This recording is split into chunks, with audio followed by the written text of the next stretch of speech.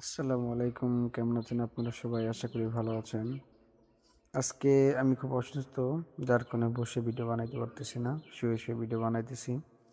গতকালকে বাংলাদেশ যে সুন্দর খেলছে সেটার পরিপ্রেক্ষিতে আমি বুঝতে পারি না বিসিবির পাপন যাওয়ার পরে, পাপন যেহেতু খেলা বুঝতো না, পাপন যাওয়ার পরে বিসিবির সভাপতি যে এখন হইছে, তো তার মাথায় কি কোনো বুদ্ধি, জ্ঞান কিছুই নেই?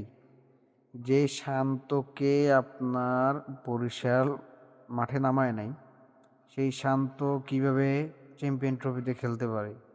আর চ্যাম্পিয়ন ট্রফির প্রথম ম্যাচেই সুন্দর করে ডিসকাউন্ট হবে না, লটের বাচ্চা লট একটা জিরো মেরে চলে আসে।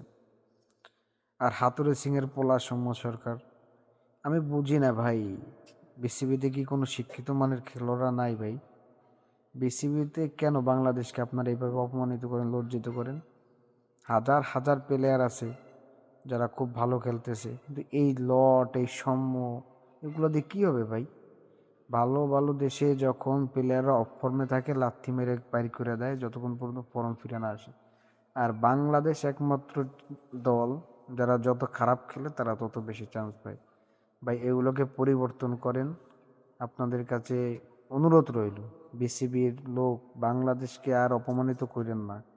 একমাত্র ক্রিকেটের ধারা আমরা যে পরিমাণ অপমানিত হয়েছি, বিশ্বে এরকম কোনো কিছু দ্বারা আমরা অপমানিত হই নাই। তো সবার কাছে রিকোয়েস্ট থাকবে, আপনারা বিসিবিটাকে ঠিক মতন তৈরি করেন আর প্লেয়ারদের ঠিক মতন যত্ন নেওয়া শিখেন। কোন প্লেয়ারকে খেলানো উচিত আর কোন প্লেয়ারকে খেলানো উচিত না, এইসব উল্টা পাল্টা প্লেয়ার দিয়া কিচ্ছু হবে না। আপনাদের কাছে রিকোয়েস্ট ভাই, প্লেয়ার পরিবর্তন করেন, ভালো প্লেয়ার দিয়ে খেলান।